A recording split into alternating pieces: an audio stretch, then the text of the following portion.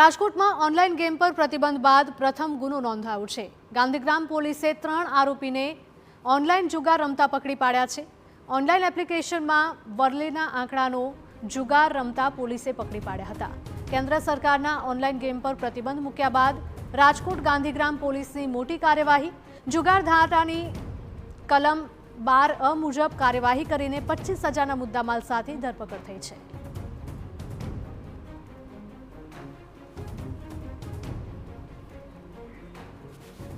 केंद्र सरकार द्वारा ऑनलाइन गेमिंग पर प्रतिबंध मूक्या बाद राजकोटना गांधीग्राम पोलीस स्टेशन में ऑनलाइन गेमिंग रमता 3 शख्सों ने पकड़ी पाडवामां आव्या छे।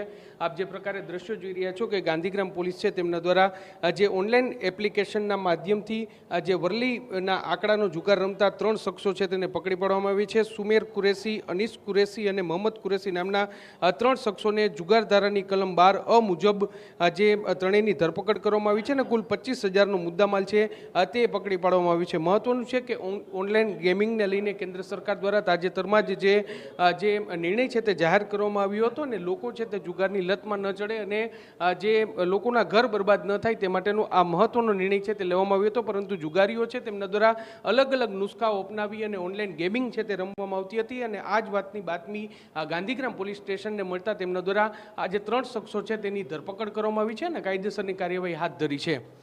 कैमरा पर्सन भावेश लश्करी साथे मोहित भट्ट, TV9 राजकोट।